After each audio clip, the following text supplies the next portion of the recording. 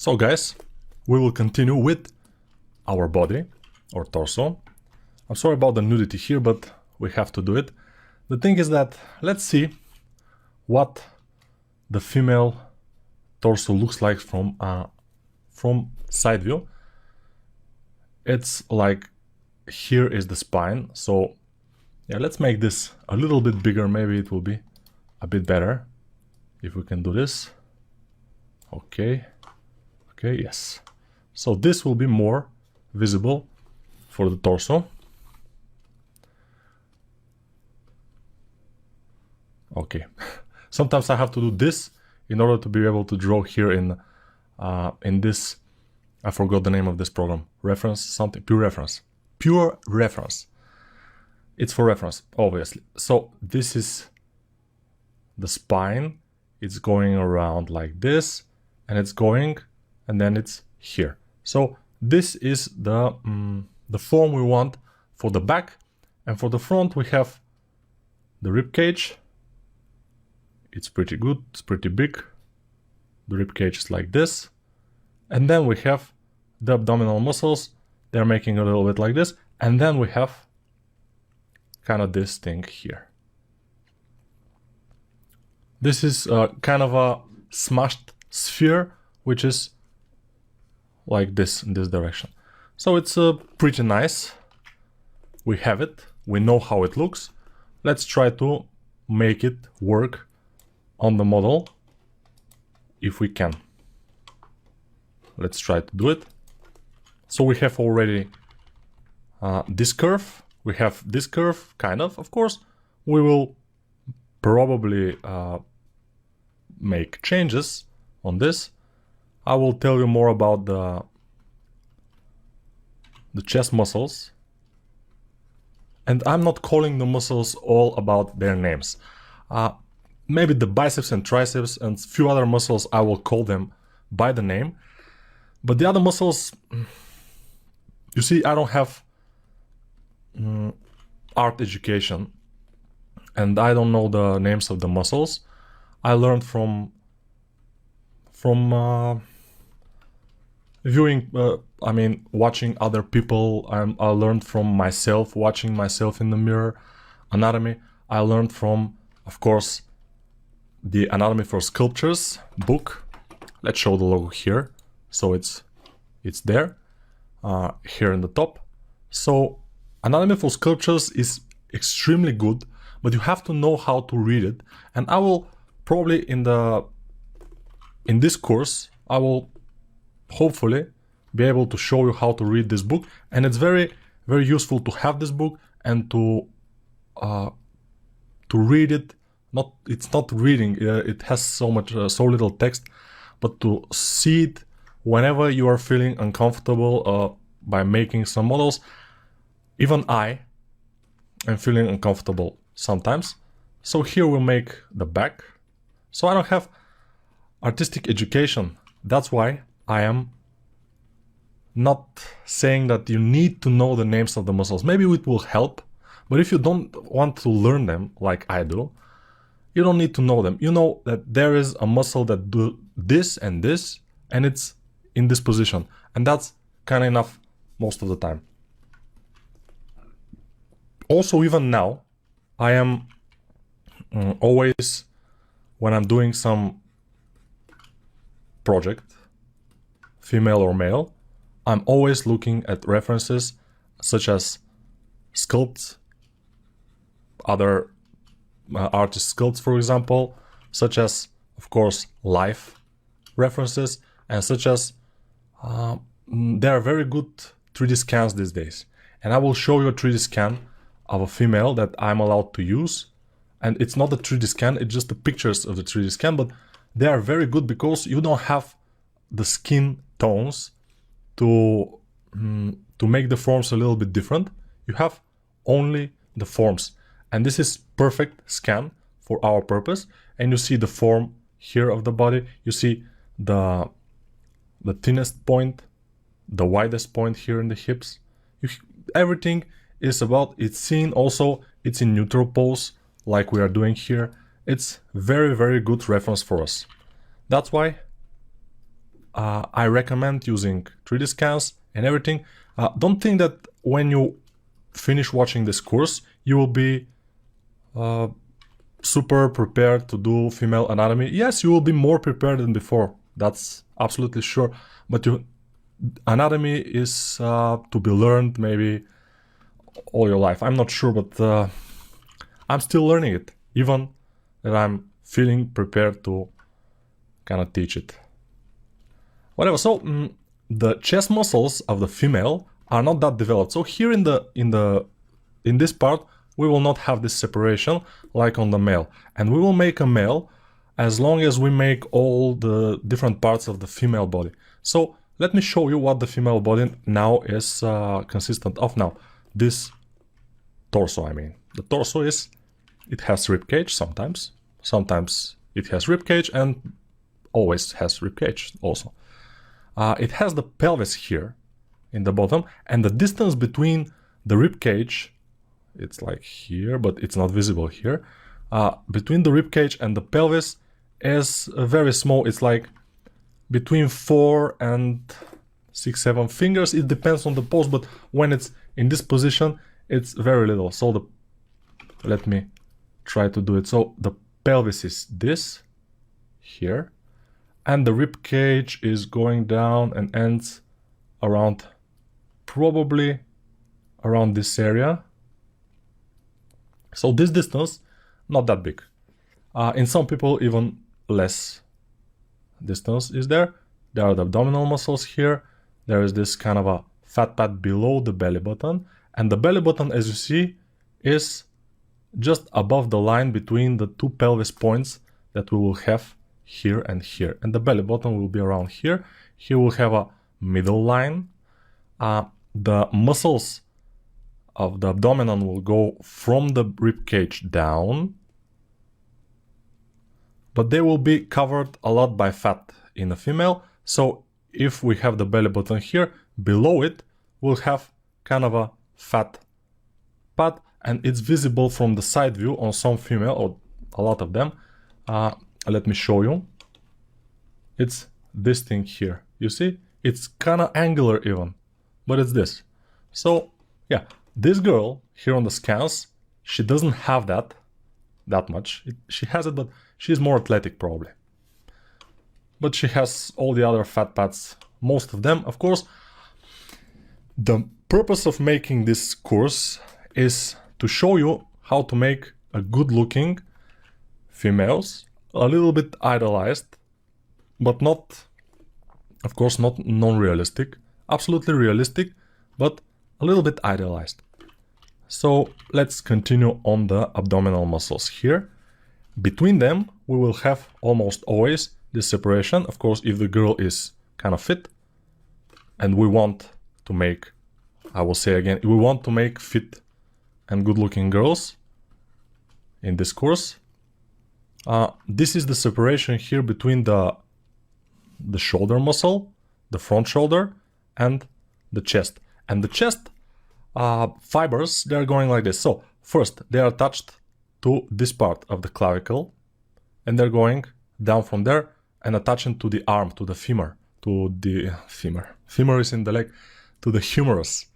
It's very easy to remember the first arm bone here, humerus, because it's funny, you know, especially when you hit this area here, which is the end of the humerus in the bottom part, and the end of the humerus in the top part is here in this dimple, and this is the elbow. So they are almost in the straight line. When your hand is like this, when your hand goes like this, they go a little bit like triangle. This is one end of the triangle, and let me show. This is the other, and the other is here. So yeah, triangle. So funny bone, humerus. Then we have one part of the chest here. The other part of the chest is attached to this kind of middle part of the rib cage, and it goes like this. It goes through here. And the fibers are going always into the arm. All are going into one place. They're not going exactly into one place. They're going It's a little bit complicated here for this, but maybe I will explain that in the male when I'm making the male, because in female this is not very relevant because it's not very visible. But the relevant part is that this is going and attaching to the arm below the shoulder and above the biceps. So the biceps is very much inward. It's one of the most inward muscles that are going in this area of the shoulder. The shoulder is on top of everything. Front shoulder, nothing above it. Side shoulder, nothing above it. And the back shoulder, also nothing above it. So the shoulders now look a little bit strange, but we will fix them. When we're making the arms, we will just make the adjustments, necessary adjustments. In this view, we want to have the clavicle visible. Below the clavicle, a little dimple, a little crevice. Because, you know, the muscle of the chest is attached to the top of the clavicle here. And if we have very bulky muscles, the bottom of the clavicle will be covered and this will be a bulky mass here. But since females don't have that bulky muscles, it's very thin here and it goes around the clavicle, goes a little bit inward and then goes to the arm. So that's the thing. Here we will have a little bit of a scapula, and the scapula in the back will be indentation. In our male model though, the scapula will be, no, it's here. The scapula is visible like this. In our male model, it will be more like inward because a lot of muscles around it will be covering it. And there are a lot of muscles involved with the scapula. So we'll see about that. Of course, one of them is, let me draw you, the deltoid muscle. Well, the deltoid muscle is the shoulder muscle. This is the traps, the trapezius. Yeah, trapezius is the Latin name, but I like to call them traps. I don't know why. So, the traps. Let's see what the traps are doing. So, the traps are attached here in this part of the skull, and they're going down like this on the female. On the male, they will go like this. A little bit bulkier, you know. But on the female, they're going down easy, and they're attached to the clavicle in the front and attached to the scapula in the back. I already told you about those muscles, I think, but this is very much clearer view, and we can see. So here we have a separation. So their muscle fibers are going like this, and here we have a separation. Then the scapula ends here. It continues down. This is scapula. The fibers here are doing something strange, just a little bit of a circular motion, and they go down. And they're pulling in the direction of the scapula always, of course. And here in the bottom they have a little bit, they don't go like sharp, they have a little bit of this, a little bit of a triangular thing, and then tendon. So here also like this, and in the middle they just are attached to some kind of a tendon or fascia that is covering this area, and sometimes there are a few vertebrae that are visible here. It depends on the pose, of course. If we are going like forward pose, maybe more of the of those vertebrae, yes, will be visible. So let's continue working on our model, and when I think of something, I will tell you. Here in the back, now she is looking a little bit flat, so I will just make this kind of a separate plane a little bit, and then it goes like plane down here, and then it goes back. Probably we will make a little bit of adjustments later, because see, her back here is pretty long, and then the butt is starting from pretty low. So probably our girl also will be doing that. We'll see. Let's make something like this, just to mark the butt, and we can put this in front. So the pelvis is one of the most important, in my opinion, landmarks here on the torso. Pelvis will be let's see the skeleton.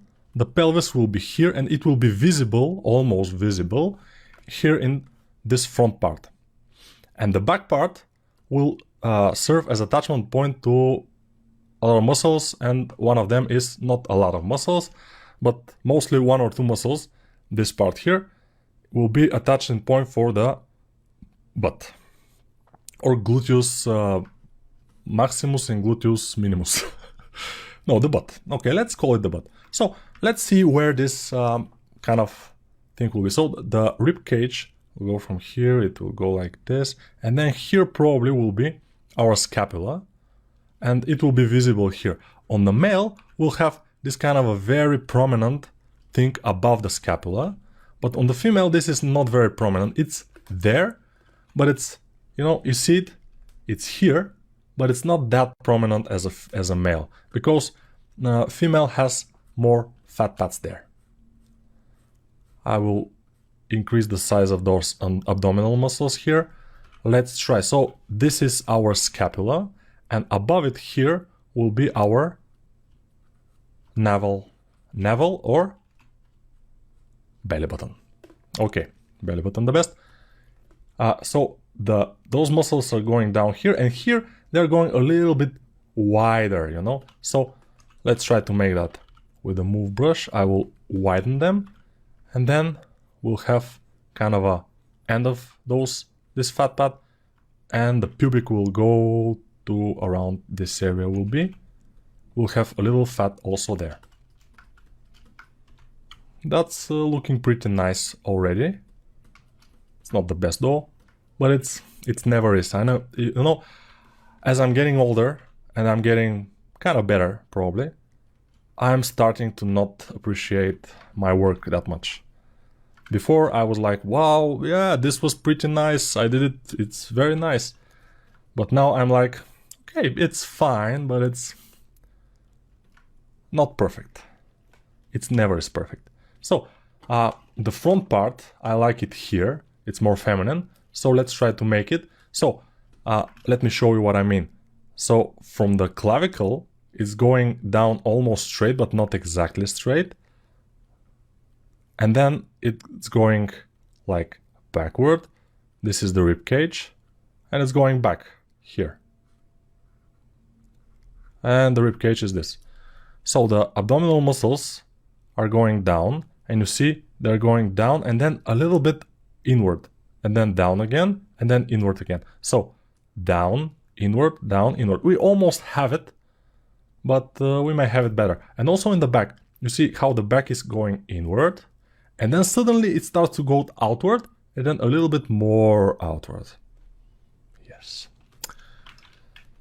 Let's try to do that, you know. So that's what I mean when you have to read the forms. You have to be able to see where this ends, where this plane ends, and the other plane starts.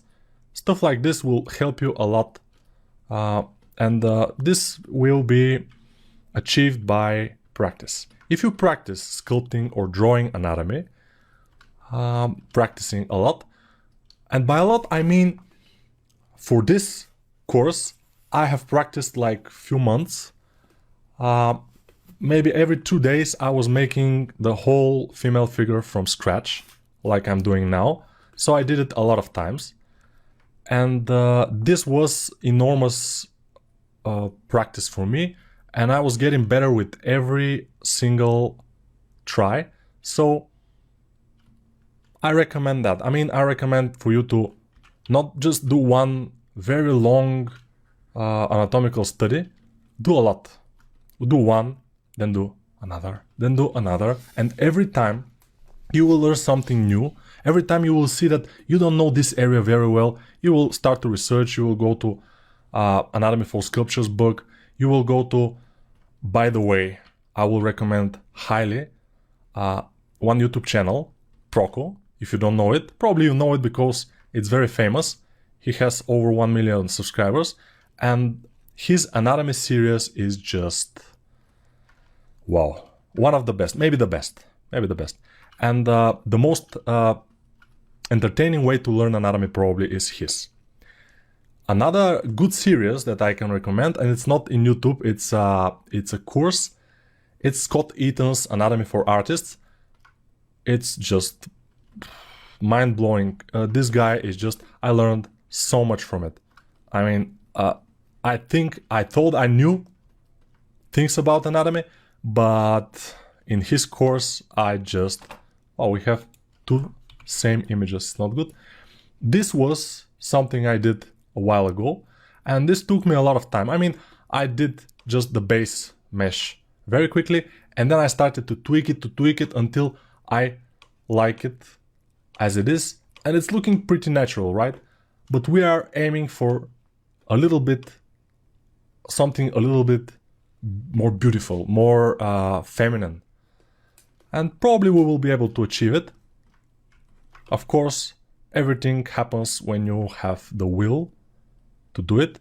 So the shoulder now is pretty much very much in the back. Let's see how it is here. Yeah, it could be a little bit more in the front. So every time I look at references, I'm trying to position my model not like this and watching this. I will try to position my model as close as possible to the reference. So if you're drawing something, obviously you have to look for references exactly like your pose, or at least as close as possible. But when you're sculpting, you can look for a lot of references. So I recommend for everybody who is trying to learn anatomy to try sculpting it. Sculpting will be the best way to learn it, obviously. So here this distance is a little bit bigger in my case, but this will be regulated later. We have to end this video for now, and yeah, see you in the next one very soon.